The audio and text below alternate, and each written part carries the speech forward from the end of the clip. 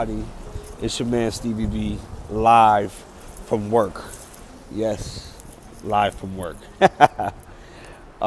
This is going to be my last video of this year.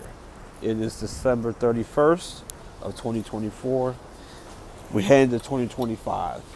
And I wanted to make this video because I wanted to express my top 10 albums of 2024. This year was a great year for music, great year for hip hop, specifically West Coast. I have to give it to the West Coast. LA, you guys snapped. Kendrick, it started well with ScHoolboy Q and Vince Staples, and No Worries. Then Kendrick came through with the whole beef with Drake and slaughtered that man. And then after that, it's been a West Coast year of music. And you guys dropped great projects. So I'm going to give you my top 10 albums. And let me say this too. Let me not discredit the East Coast, because Griselda had a hell of a year. Who else had a hell of a year? Michigan had a hell of a year. Yeah, just head straight through. No problem. See, still working. Recording still working. Michigan, Grand Rapids had a hell of a year. But I'm going to give you my top 10 albums of this year. All right. So number 10 is going to be Rock Marciano's Marciology album. Now, if you're not into pimp rap, if you're not into pimp shit, lyrical fly shit, this album's not for you. Rock Marciano is the underground king, and he has been the underground king for the past decade or so. And I love this album. Like, I really do. Like, I know a lot of y'all young niggas, y'all don't like soulful samples and how he raps and stuff like that, but your favorite underground rapper raps like him. Your favorite underground rapper who actually cares about hip-hop raps like him. So you guys need to tap into that. Rock Marciano's Marciology project. Salute to him. Number 9, I have Freddie Gibbs, You Only Die Once. Now, this project came out of the blue. And Freddie went through a lot this year, the past 2 years, honestly, dealing with the academics beef and his baby mama exposing him. He's showing his booty hole and all that type of stuff. I'm like, oh, man, it looks crazy for Freddie. It looks crazy. Still does. But when he dropped this on Halloween, You Only Die Once, this was a no-skip project. And it was stellar. Freddie always gonna give you that gangster shit. He's always gonna give you a little introspective songs and stuff like that. And it's a great album, man. It's a great album. Freddie Gibbs, You Only Die Once is my number 9 album. Number 8 is gonna be special because this artist put out 2 projects days apart, like a day apart. And I'm gonna give this to Westside Gunn for 11 and Still Praying. Westside Gunn is probably one of my favorite East Coast artists. I mean, the whole collective, Griselda, put out great music. But if you're not into that grimy shit, the art shit, the lyrical fly shit, I listen to lyrical fly shit. That's like, I just love lyricism. And I love it when it's done correctly. And Westside Gunn, he knows how to curate good projects. I added both projects because 11 was an EP. It was an ode to his friend Sly Green as Free Sly Green, and it was another ode to his friend that passed away, Big Dump. And it was just a beautiful, grimy, very artful project, his EP. And then Still Praying came out, when you have artists like Brother, dang, I forgot this, brother. It's Brother Thomas. I know I'll probably pronounce his name. I probably mispronounced his name poorly, but He can rap. He can rap. He can definitely rap. And then you have Still Praying, that song, when you have Conway, Benny, Stove God, Boldy, like everybody was going hard. Underground Kings, the song with Rome Streets. You cannot tell me Rome Streets doesn't rap like Big L. I'm sorry. He raps like Big L, and I love that verse too. But West Side Gun, that's my number 8. 11 is Still Praying. Number 7, I'm going to select No Worries. Why Worry? This is one of the smoothest albums that I've heard this year. Very R&B, very soulful, because I know how Knowledge gets down production-wise. And this was a long time in the making. This album was a long time in the making because everybody was like, hey, is he going to... Because Anderson .Paak, he's been doing his thing with Bruno Mars and putting his own projects out and stuff like that. But they gave us a special treat with Why Worry? Why Lord? Is it Why Lord or Why Worry? It's one of those. It's something. It's pronounced something. I think it's Why Lord. But that album's amazing. Anderson, listen, I'm not really a big... And here's the thing. I'm not really a big Anderson .Paak fan. Like, he's decent at singing, but the project itself, the production and his voice, it fits perfectly. So, shout out to them. That's going to be my number 7 project. Number 6, I have Ab-Soul's Soul Burger. Now, if you know me, you know that Ab-Soul is one of my favorite rappers out of TDE. Probably the best rapper out of TDE. But the problem with Ab-Soul, which a lot of people say, is he's not marketable. He can't sell anything in terms of the mainstream era. And he said this 2 years back when he put out Herbert. He wants to sell. He pretty much wants to sell out. That's what he wants to do. But this album, he combined solo with Dough Burger, and Recipes Dough Burger as well. Recipes Dough Burger. And this album, I thought it was great. I thought it was a great album. From the beginning when he's rapping over the Belly intro. Remember when they walked in Belly? It's how do you want it? And he's snapping. And then it turns into some 8 Mile, 9 Mile shit. He snapped. Payday, Don Julio, California Dreams, all that. Like, there's a lot of good songs on that.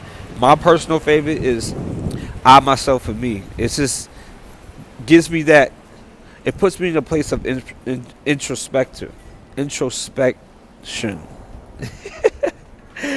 I can't talk right now. My body is sore, y'all. I apologize for not speaking properly and shit. But I'm at work. I'm sore, but I'm here. But that's going to be number 6, Soul Burger. Number 5, I'm putting Vince Staples' Dark Matters album. This is Vince Staples' best album that he's put out in his catalog. And what's even crazier is that I think he's getting off Damn Jam. He's independent. And he had a hell of a show. Like, you had songs like Lil Homies, which is very positive, telling them don't crash out and keep going. You got Freeman. You got, I forgot this other song. It starts with the E, but I can't pronounce it. Black and Blue. Like, it's a very good project. And that's one of the first projects, one of the first albums out of his catalog that I can listen to it all the way through and not be disappointed. So shout out to Vince Staples. I can't wait to hear from or see him next year, because I know his new season, the Vince Staples Show, just got extended for a new season. So can't wait to see that. But hell of an album, Vince. Hell of an album. You're number 5. All right, so number 4, I'm going to give it to Willie the Kid's Dorsch Marks 4. I'm probably mispronouncing that because it's in German. Willie the Kid, of those who don't know, a rapper out of Grand Rapids, Michigan. Uh, I think he was a ghostwriter before. He used to hang out with DJ Drama and stuff like that back in the early 2000s. And as time moved on, he started getting more into hip hop, more into luxury rap. And this album is exactly that. It's luxury rap. Lyrical luxury rap with a little bit of pimp shit. You have songs like Exxon. You got songs like, what's the song? Phenomenal. Stay Connected. Like, these are songs. These are songs that you want to listen to when you want to sip wine to, when you just doing some boss shit, just like the West Side Gun shit, just like the West Side Guns, your Griseldas, your Rock Marcianos. He's one of those artists that you can listen to on some grown man shit. You got the best suit on, you going out for the night, you want to play something like let's go match your fly. That's Willie the Kid, and this project, symbolizes that. And shout out to V-Don. I remember years ago, 10 years ago, probably 10 plus years ago, I said V-Don is one of the best producers in New York. And there was a point in time where he wasn't doing working with anybody outside of New York. He was working with people on the East Coast, New Jersey, Washington, all those states out there. He was working with East Coast people only. And then there was a point in time he was only working with New Yorkers. But yeah, I'm sure I appreciate V-Don for doing this one. And it's the 4th installment. Go listen to the last 3. Get tapped into Willie the Kid. He's a blog era legend in my eyes. So shout out to Willie the Kid and shout out to V-Don. Number 3, Rome Streets, Hatton Garden Hold Up. I told y'all Rome Streets, he raps like Big L.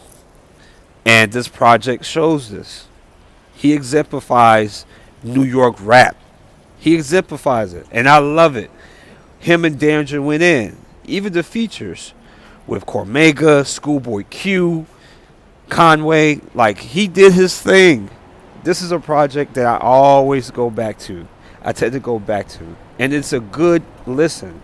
Like, when I go to New York, this is the project I want to listen to, and I guarantee you it's going to fit. He does a little bit of luxury rap, but he's really your lyrical, drug dealing, art rap. Like, and I love it. I love it because he cares about rap. He cares about it. Even the song he did with ScHoolboy Q is amazing. Hold on, like, I really appreciate Rome Streets. He's one of my favorite rappers out right now. He came from the underground, and if you haven't been tapped into Rome Streets, you're not really tapped into hip-hop at all. So I'm going to give a shout-out to him. And that's going to be our number 3 spot. Now, number 2 and 1 could literally alternate. And I know a lot of people are going to expect this album to be number 2. Honestly, number 2 and 1 could, like I said, it could alternate. Because they're both just stellar projects. They're both stellar projects. Y'all see me working? They're stellar projects. So I'm going to keep my word because I told myself I'm not going to put number 2 at 1 due to recency bias. So my number 2 top 10 album is GNX by Kendrick Lamar. And this, like I said, these albums, like this album is just so unapologetically LA. And I knew this was going to happen when the beef started off. He started off with Like That. Like, Kendrick is the man of 2024. The rapper of 2024 goes to him. And I know people are going to be like, how are you going to put Kendrick's album at number 2 and you're saying all this about him? The thing about it is, you'll get to it. I'll get to number 1 after this. But Kendrick, I mean, this year was just him. Like, he was in his Kobe mode this year. He knew exactly what he had to do to take out Aubrey. You got to think. He started off with Like That. Then he started off with Euphoria. Then it was 616 in LA, which a lot of people didn't understand because he was rapping like Drake. Then it was Meet the Grams, which a lot of people loved and some people didn't like. They said he could have held that. Then he ends the beef with Not Like Us. He made a West Coast version of Ether on this nigga Drake. Then he creates the Pop Out, which was his own little festival. Bring out all the West Coast only. And I said to myself, I told my little brother this. I was like, Kendrick's going to make a West Coast album. I said, Kendrick's going to make a West Coast album. It's going to be unapologetically LA. And a lot of people are not going to understand it because they're not really tapped into the West Coast sound like that or the culture like that. But if you're a hip-hop head like I am, you appreciate this album. And which I do, because from top to bottom, you can listen to this top to bottom. This is just extremely LA. I'm talking about even the softer songs, Luther, fucking Dodger Blue, Gloria. This nigga is pressing the line. He told y'all in Euphoria. What I learned through is niggas don't like the West Coast, and I'm fine with it. I pressed the line with it. He told y'all what was going to happen. He told y'all this album is going to be that, and he delivered. I love this album so much, and this should be number one, but due to recency bias, I'm not going to put it at number one. Hold on. But this album is so goddamn LA. Like, I'm scared to go out there because he really got the young guys to go out there. I'm talking about the young threats, the Hitter J3s, the Gunplay Lefties, your Wale, 6siete, just so many different LA guys, and they really about it. Shout out to AG Chike. I want to give a shout out to AG Chike because he snapped on BlueLips and he snapped on GNX. Like, this was a unapologetically LA album, and I'm so glad that I predicted this. I'm so glad that I predicted this. And this is my number 2 album. And the only reason why it's not number 1 because of recency bias. It literally came out last month. So I'm not going to... I can't do that. I can't do that. And the number 1 best album of 2024 on my list is ScHoolboy Q's BlueLips. This album, amazing. Top to bottom, no skips. It's been a good 5 years since we heard a ScHoolboy Q album, and he came and delivered with the production, with the concepts. I love Foe because I love Druggies With Hoes series, and mind you, I heard Druggies With Hoes 3 is out there. I think they leaked. You can actually listen to it. I love Urine 101. I love Pop Shit. I love Movie. Again, AG Chike, you did your thing. Again, AG Chike, I think he's the Rookie of the Year. We're going to talk about AG Chike. He's the Rookie of the Year. In my, just Rookie of the Year. Also, I loved Thank God For Me. Everybody was looking for that. Everybody and their mama was looking for that because I remember he premiered it at, what's that place called? It was somebody's DJ set. It was someone's DJ set. I can't remember off the tip of my head. He produced with Isaiah Rashad. Oh my goodness. He's out of South Dallas. I hate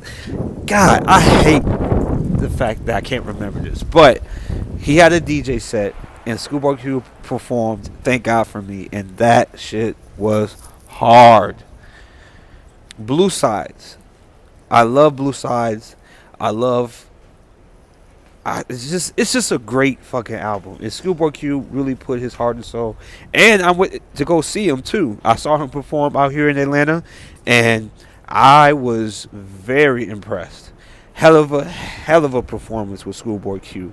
He's sober, he had a clear mind, and he was able to create a great album. So shout out to ScHoolboy Q, shout out to Kendrick, shout out to the West Coast. Y'all did y'all thing this year. Also, some additional albums that came out this year that I liked, but they're not in my top 10.